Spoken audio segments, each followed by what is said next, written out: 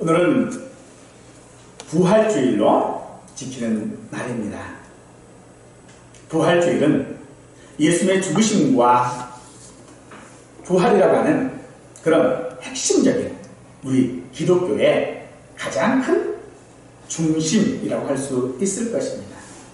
그러나 우리 기독교인들조차도 이 부활이 단지 죽었다가 살아나는 것으로 이해하고 또 우리가 죽은 후에 다시 살아날 것에 대한 소망을 하는 경우들이 많습니다.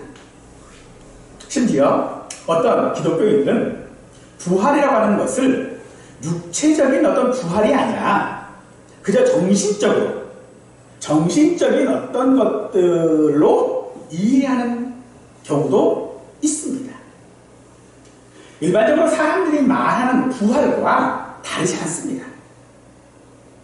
사람들은 이 부활이라고 하는 것을 기회를 한 번 더 얻는 것, 권력이나 혹은 어떤 경제적인 것들을 잃어버렸다가 다시 얻는 것을 부활했다라고도 이야기를 하죠. 어떤 게임이나 이런 걸 할 때에 패자부활전이라고 얘기를 하죠.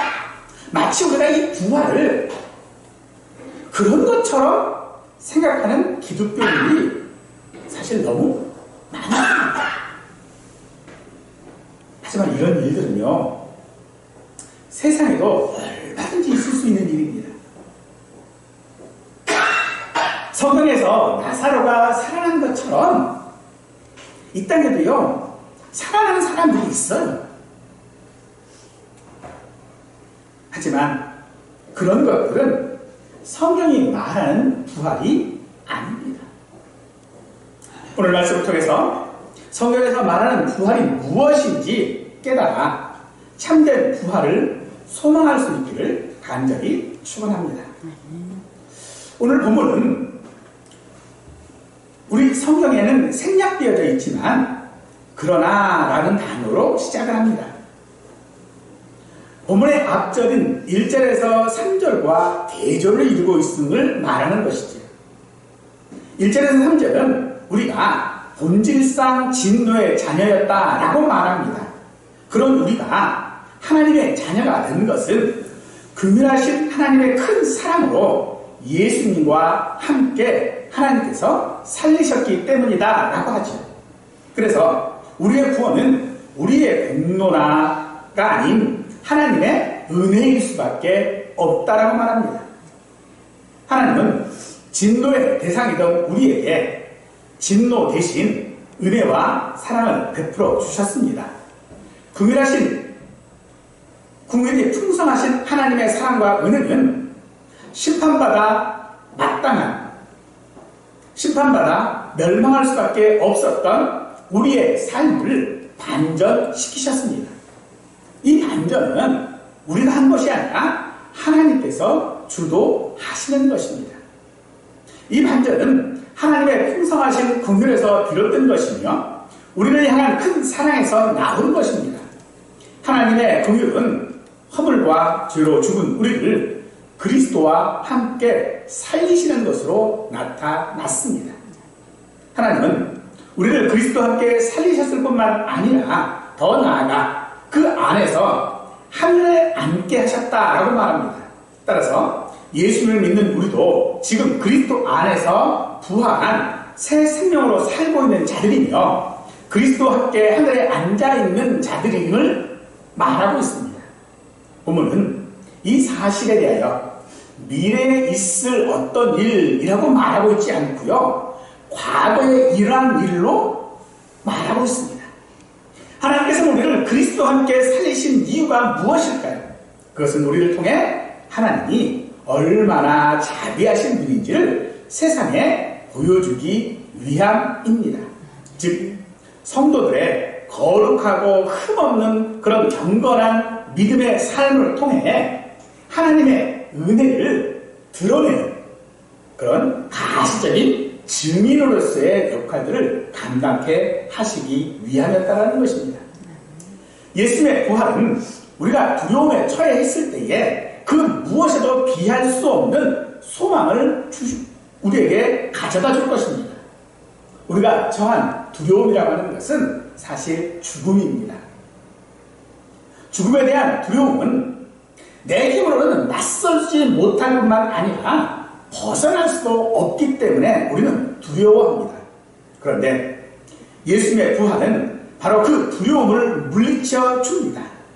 하지만 그 두려움을 물리치기는 하였으나 단지 우리가 부활의 소망을 가지고 있다고 해서 우리의 삶의 모든 상황들이 사실은 순조롭게 변하지는 않습니다.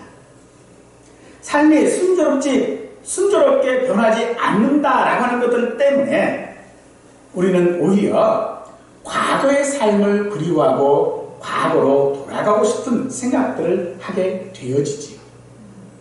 하지만 그것은 우리가 죽었을 때의 이야기입니다.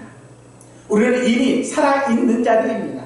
따라서 예수님의 부활이 우리에게 순조롭지 못하다 할지라도 그것이 우리에게 삶의 이유여야 한다는 것을 오늘 본문은 우리에게 말하고 있습니다.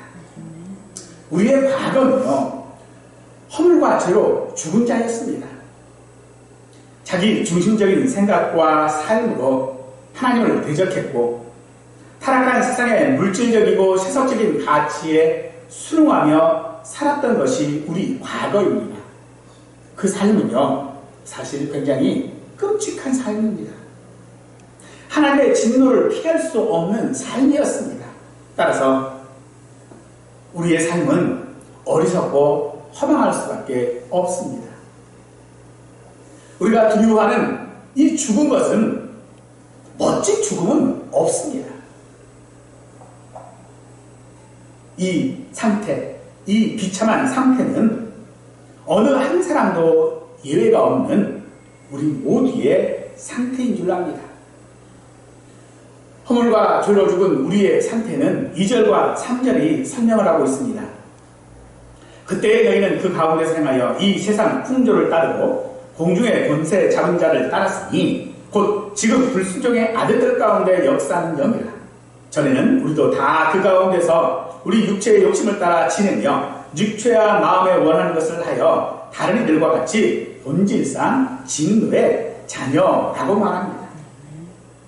이 말씀은 물리적인 차원을 넘어서 하나님과 단절된 사람의 비참하고 유한한 삶의 모든 영역들을 의미합니다.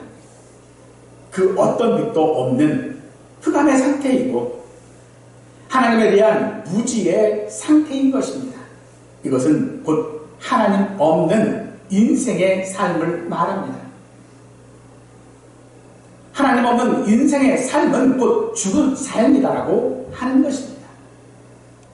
하나님의 통치를 거스리고 공중 권세 잡은 자, 불순종의 아들들 가운데 역사하는 거짓의 영의 지배를 받아 내 욕심껏 살았던 우리의 삶은 그저 나를 위한 삶이었고 내 한계 안에서 스스로 죽음을 향해 치닫는 그런 삶으로 하나님의 진노를 자초한 삶입니다. 광야의 이스라엘 백성들은 그 많은 이적들을 40년 동안 보고 체험했지만 가나안 땅에 들어가지 못하고 광야에서 죽었습니다. 지금 우리의 모습과 다르지 않다는 것입니다. 지금 우리의 삶은 죽은 삶이라는 것입니다.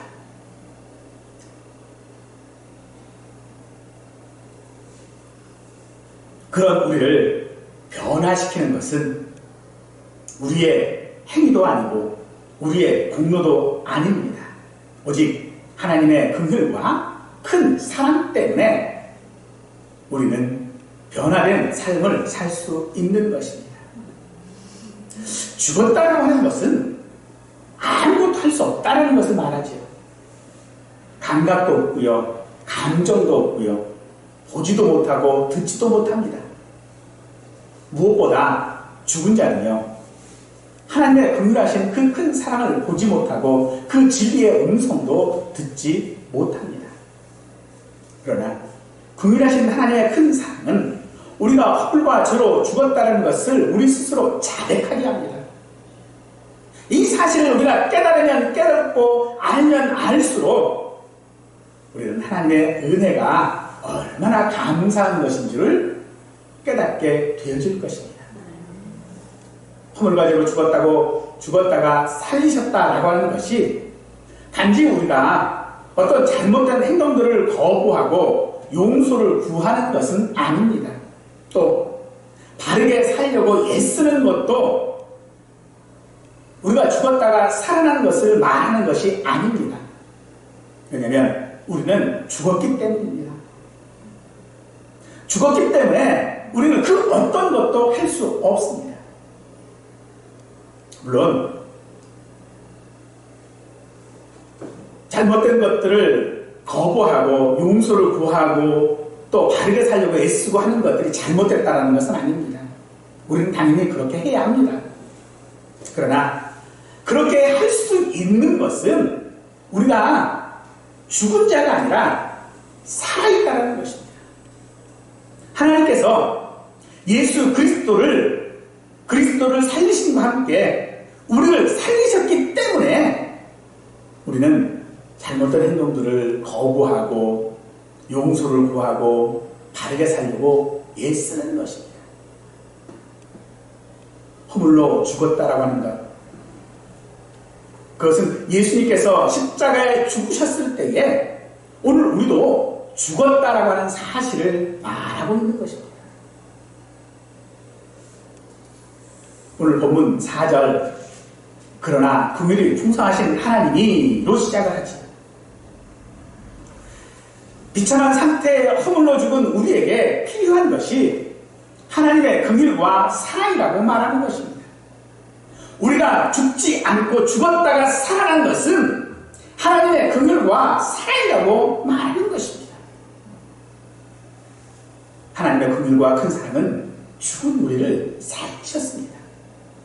이는 예수님의 부활과 함께하는 것입니다. 예수님의 부활은 개과천선의 차원을 말하는 것이 아닙니다. 눈물을 쏟으며 회개하는 것이 아니고 기적을 체험해서 새로운 인생을 살겠다라는 결심도 아닙니다. 우리는 부활을 함께 함으로써 예수님의 삶을 공유하고 하나님께로부터 오는 모든 복들에 참여하는 것이 곧 부활입니다. 그래서 예수님께서 부활하신 이유를 성경은 우리의 의를 위한 것이다 라고 말하고 있고 우리의 주가 되기 위함이라고 하는 것입니다. 성경에도 이 부활에 대한 오해가 있음을 보여주는 일이 있었지요. 나사로가 죽었을 때에 예수님께서는 부활을 믿느냐라고 마르다에게 물으셨습니다. 그때 마르다는 마지막 날 부활 때 다시 살아날 줄을 안다라고 말하죠. 이에 예수님의 대답은 이런 것입니다. 나는 부활이요 생명이니 나를 믿는 자는 죽어도 살겠고 살아서 나를 믿는 자는 영원히 죽지 않는다.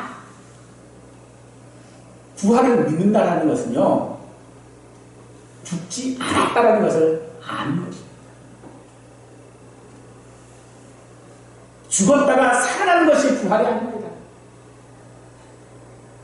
마지막 때에 부활할 것을 말하는 것이 아니라는 것입니다. 또 마태복음 22장과 마가복음 12장 그리고 누가복음 20장에 똑같이 기록되어져 있는 주장이 있어요. 바로 사두개인의 질문입니다. 7형제가 있었는데 마지이가 아내를 취하고 자식이 없이 죽었다. 그러면 모세의 법에 따라서 둘째, 셋째를 포함해서 모두 자식 없이 죽었다면 이 여자는 부활 때 누구의 아내가 되겠느냐라고 묻지요. 모세법에 그렇게 되어져 있어요. 모세의 법에는 대를 이을 사람이 없이 죽었으면 그 대를 잇게 해 주어야 하는 것이 법이었어요. 그런데 7형제가 다 자식이 없이 다 죽었다는 얘기죠. 그러면 이 여자는 누구 아느냐라고 묻는 거예요. 누구 아내가 되는 게 맞을까요? 마지의 아내일까요? 아니면 마지막 막내의 아내가 되어야 될까요? 이에 대한 예수님의 대답은 이겁니다. 하나님은 죽은 자의 하나님이 아니요 살아있는 자의 하나님이십니다. 누구의 아내가 아니라 그들이 죽었다면 그들의 아내가 아니라는 겁니다. 살아있는 자의 아내라는 것이죠. 하나님은 살아계신 자의 하나님이십니다. 만일 우리가 이 땅에서 죽었다면요, 하나님은 우리 하나님이 아니라는 거죠. 하나님은 우리 하나님이 되시려고 우리를 살리신 것입니다. 하나님께서는 예수님과 함께 우리를 살리셨을 뿐만 아니라 예수님과 함께 하늘에도 앉히셨습니다. 이 말은 단지 이 부활이라고 하는 것이 죽었다가 살아나는 것으로 끝이 나는 것이 아니라는 말이죠. 우리는 부활을 통해 현재 속에서 미래를 살아야 합니다. 현재의 삶 속에서 미래를 산다라고 하는 것은 지금의 삶에서 올바른 믿음을 가지고 수호하고 세상에 보여줄 수 있는 어떤 무언가를 소유하고 어떤 부족한 것들을 채우고 하는 것들을 말하는 것은 아닙니다. 단지 그것은요, 지적인 동의에 불과합니다. 예수님의 죽음 앞에 예수님을 부인했던 베드로는 예수님께서 행하신 기적과 그 능통하신 말씀에 하나님의 아들이시라고 동의합니다. 그러나 죽었다가 살아나신 예수님을 배웠고 나서야 그는 더 이상 물고기나 잡는 어부로 살 수 없었습니다. 베드로가 사람을 낳는 어부로 살기 위해 예수님을 보아야 했던 것과 같이 우리는 부활하신 예수님을 믿음으로 보아야 할 것입니다. 부활하신 예수님은 더 이상 물리적인 육체를 가지신 분이 아니십니다. 우리는 예수님과 함께 살리심을 받았습니다. 따라서 우리의 부활도 눈에 보이는 것으로 보지 말고 믿음으로 보아야 할 줄로 믿습니다. 부활은 단지 육체적인 부활이 아니라 믿음으로 바라보는 것이야말로 우리가 헛되이 믿지 않는 것인 줄 믿으십시오. 허물로 죽은 우리를 하나님께서 예수님과 함께 살리셨고 함께 일으키셨고 함께 하늘에 앉히셨다라고 하는 것은 곧 예수님과 우리가 연합되어 있다는 것을 말합니다. 한 몸 되었다라고 하는 것을 말하는 것입니다. 그래서 예수님의 부활이 곧 나의 부활이 되어지는 것입니다. 베드로전서 1장 3절에서는 베드로는 우리에게 그 사실이 소망이 된다라고 말합니다.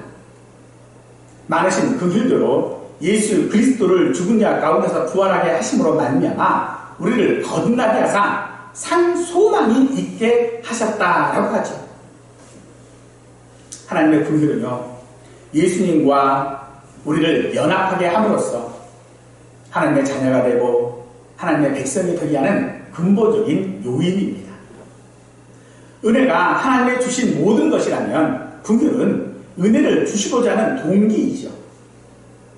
죽은 우리가 부활할 수 있는 것은 바로 이 하나님의 긍휼 때문입니다. 따라서 부활을 소망하는 것은 우리 성도들의 특징이어야 하는 것이죠. 그러나 이 소망들을 단지 육체적인 것으로 이해하는 데 문제가 있는 것입니다. 부활은 예수님께서 부활하셨죠. 그런데 예수님의 이 부활을 첫 열매라고 말합니다. 첫 열매라고 하는 말은 그 다음에 열매가 계속 있다는 말이죠. 그래서 성경에서 부활하신 분은요, 오직 예수님 한 분뿐입니다.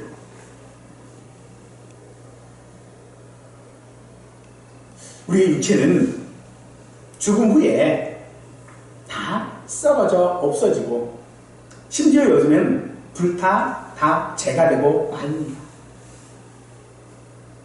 썩어져 없어지고 불타 재가 되어져 버리는 이 육체가 부활한다라고 하는 것은 우리의 이성적으로 이해하고 믿기에는 참 어려운 일이고 불가능한 일입니다.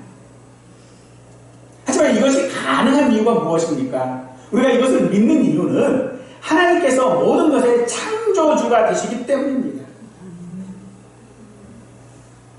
따라서 우리 몸의 부활은 예수님의 재림 때에 분명히 있습니다. 이것은 육체의 부활입니다. 그래서 우리가 이 육체의 부활을 소망하라고 말하는 것이 아닙니다. 우리가 소망하는 것은요, 예수님과 함께 모든 것을 하는 것을 소망해야 한답니다. 이것이 우리가 말하는 우리 복음의, 우리 기독교의 핵심이고, 이것은 세상의 복을 받는 것이 아닌 것을 우리는 믿어야 합니다. 우리의 부활은요, 예수님처럼 죽으면 예수님처럼 부활하여 예수님처럼 사는 것이라고 할 것입니다. 어떻게 이런 일이 가능할 수 있습니까? 우리 지금 누구도 예수님의 탄생을 목격한 사람도 없고요. 예수님께서 지상 사역 중에서 행하신 많은 기적들을 본 자도 없습니다. 더군다나 십자가에 달리신 예수님을 본 사람 중에서 오늘까지 살아있는 사람은 아무도 없습니다. 우리 중에는요, 예수님께서 그 영광스러운 부활과 승천을 본 증인들도 없습니다.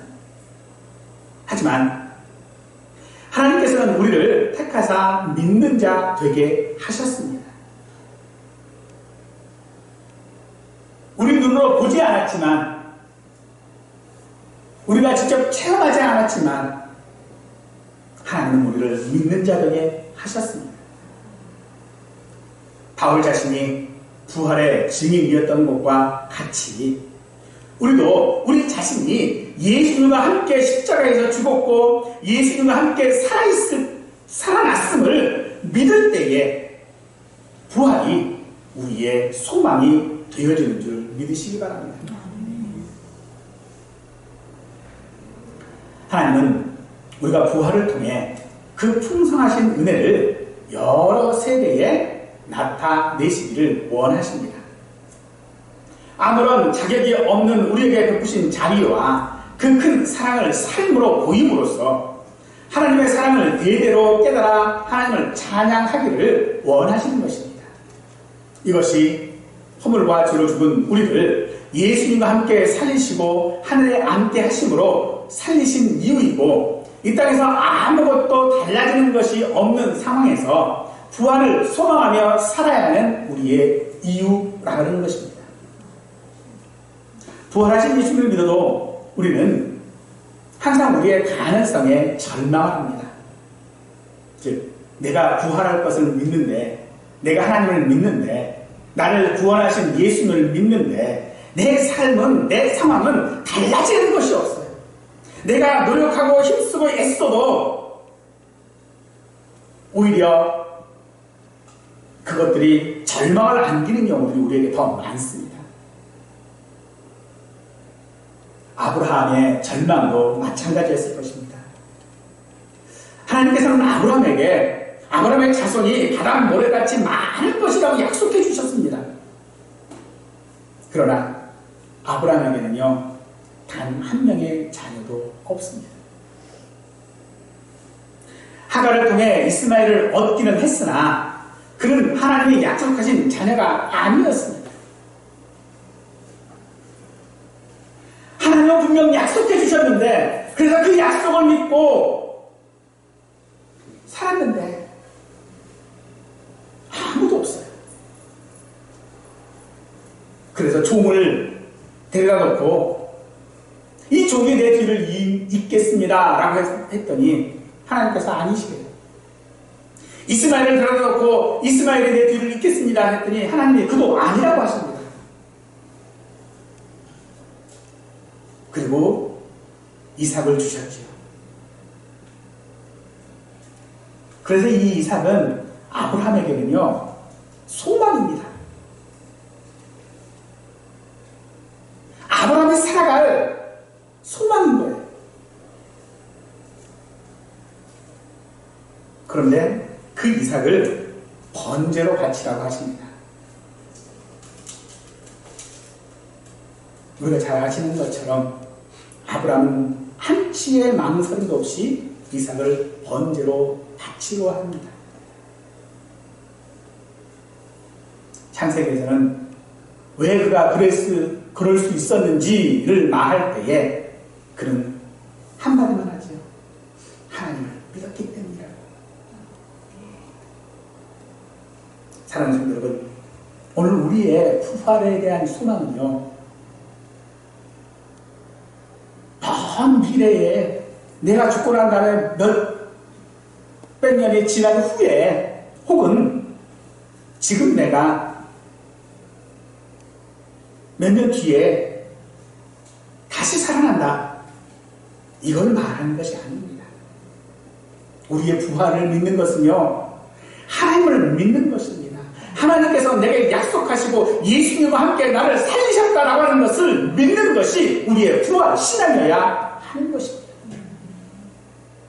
그리고 하나님께서는 우리에게 그렇게 부활한 자로 살아가기를 우리에게 원하고 계십니다. 우리가 이 땅에서 살아가는 것은 우리의 가능성에 기대어 살아가는 것이 아니라 하나님께서 우리를 살리신 그 삶의 근거를 두고 살아가야 합니다.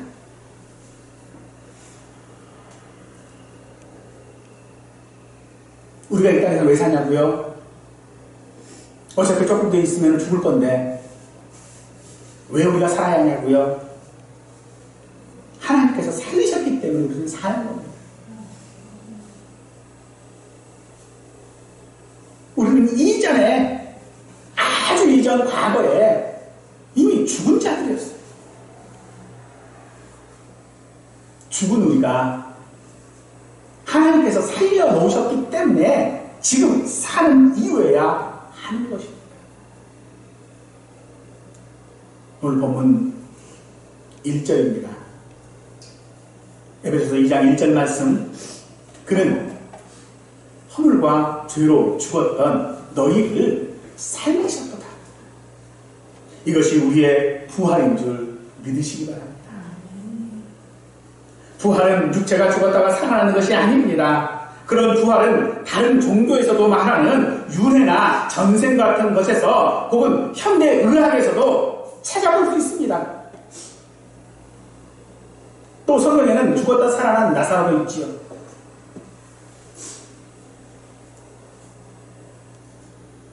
부활은요, 허물과 죄로 죽었던 나를 살리신 것이 부활입니다. 우리는 이 부활을 너무 예수님께만 집중을 하고 있어요. 예수님이 죽었다 살아났대요. 아닙니다. 부활은요, 예수님과 함께 우리가 죽었고 예수님과 함께 우리가 살아난 것입니다. 이것이 우리의 부활이고 우리의 부활 신앙이어야 하는 것입니다. 따라서 우리의 과거의 삶은요, 죽음이라고 하는 것으로 특징 지어질 수 있을 것입니다. 이는 육체적인 죽음이 아니라 하나님으로부터의 단절되어짐을 시사하고 있는 것입니다. 이 죽음의 원인은 허물과 죄입니다.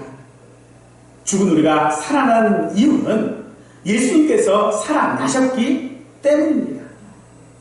예수의 부활이 사실이냐 사실이 아니냐로 우리의 믿음을 의심하지 마시기 바랍니다.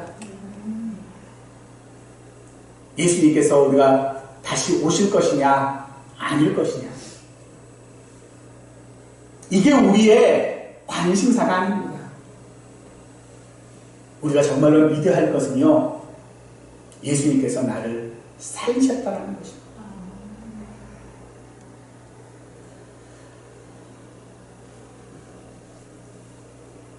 세상이 예수를 믿는 우리들, 부활과 함께 살아나서 소망하며 사는 우리를 어떤 기준으로 판단하든지 우리는 사실 그것에 대해 신경 쓸 것이 아닙니다. 우리는 미래의 어느 순간에 다시 살아나는 것이 아니라 지금 예수님을 믿는다는 것이 다시 살았다는 증거이고 또 이것이 우리가 지금 살아있는 이유임을 믿으시기 바랍니다. 그러므로 세속적인 영광에 눈이 멀어 하나님의 그 긍휼하신 은혜를 초라하게 만들지 않기를 원합니다. 우리는 부활할 것을 소망하는 것이 아니라 부활로 인한 삶을 통해 하나님이 영광 받으시는 삶을 사는 것을 소망해야 하는 것입니다. 그리고 예수님의 부활과 그 영광에 찬양하고 있음에 감사하는 삶이 곧 우리의 삶이어야 될 줄 믿고 또 부활한 자로서 살아가는 우리 모두가 되기를 간절히 축원하겠습니다.